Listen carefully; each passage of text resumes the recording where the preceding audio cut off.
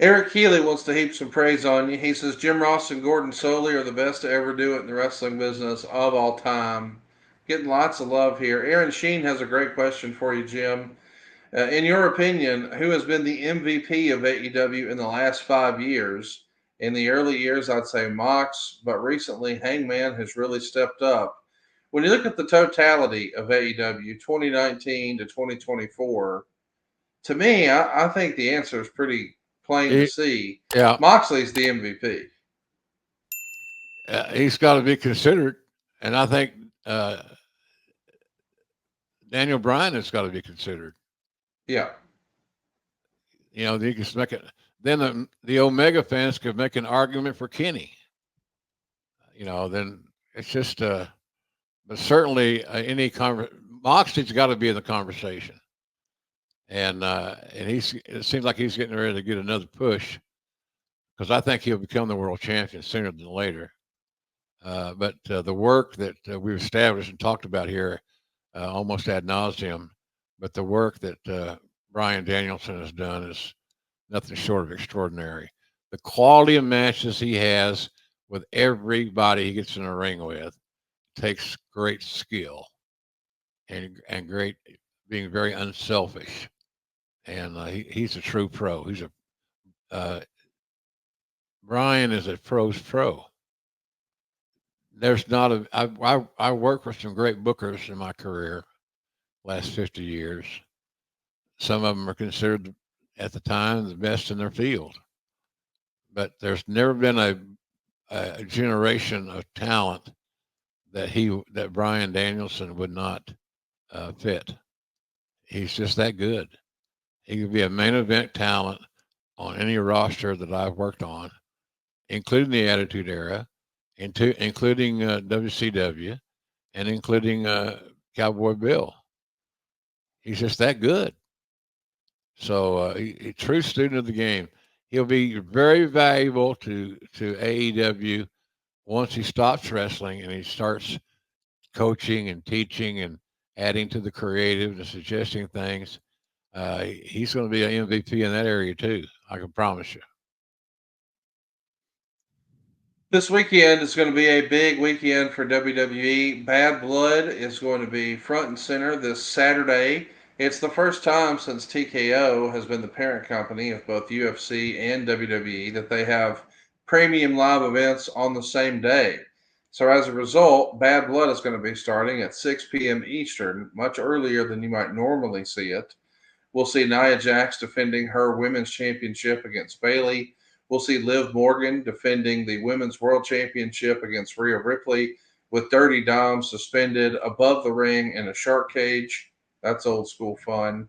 We've got Damian Priest and Finn Balor. They're going to battle it out after the in the ashes of what's left of Judgment Day, I suppose.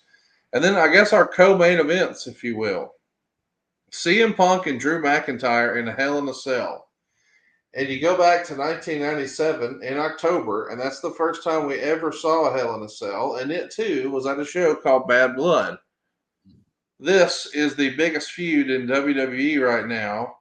Of course, there is the big Bloodline saga, but if you set that aside, these guys have been doing some great work, and they've wrestled a few times now.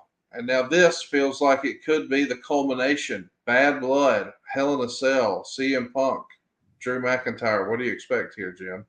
I expect Punk to win, and I expect the performance of both guys to be their best work, and that's good enough for me.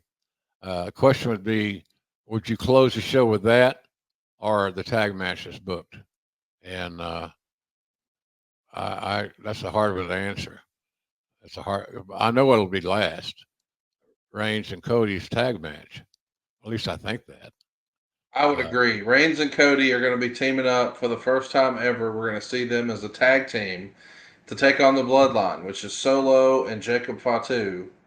And there's lots of rumor and innuendo that whatever is going to happen here is going to lead us into Crown Jewel. This is going to be an interesting show this weekend. Are you looking forward to this one, Chip? I'll try to watch it, but what day is it on? Saturday. Well, that's football day in my world, It is. so probably won't watch it. but I'll check on it. I may go to Peacock and I can operate that, believe it or not. Go to Peacock and check it out, take peeks. But certainly I'll be paying attention.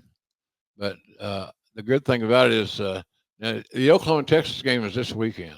Am I right? No, that's next weekend. You're off this weekend. You got nothing going on. Oklahoma, Texas is next weekend. Okay, well that's good news for me actually. Yeah.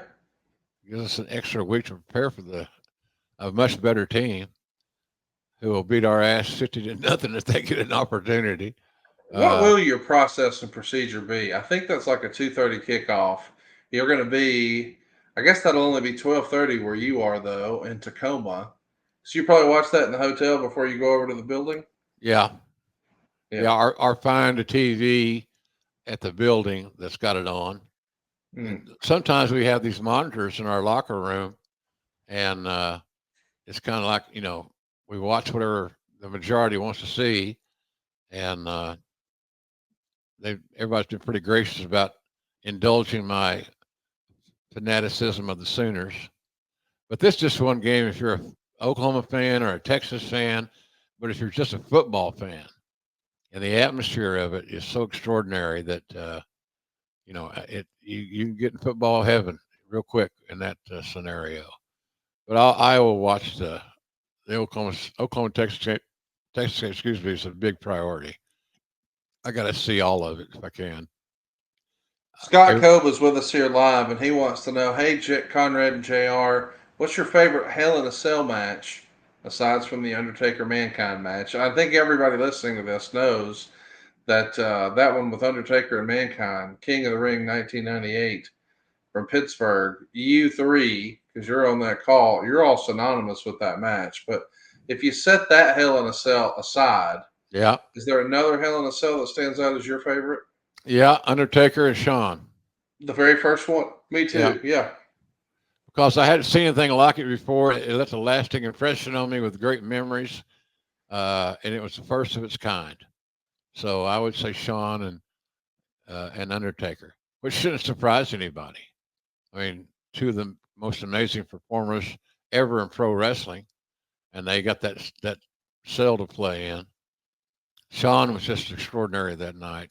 I told him after the show, maybe heretofore he's been known as a finesse guy.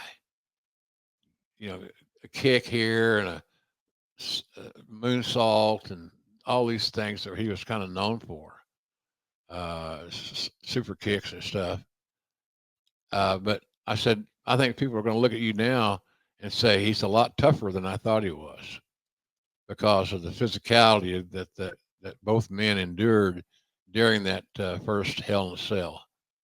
And he and I talked about that on occasion. That's when he just kind of added something else to his repertoire, physicality, and not a chicken shit heel physicality, but physicality. And he more than made up for his perceived lack of size in that match because he gutted it out, man. He brought it, and it was extraordinary performance by both guys. I love that match.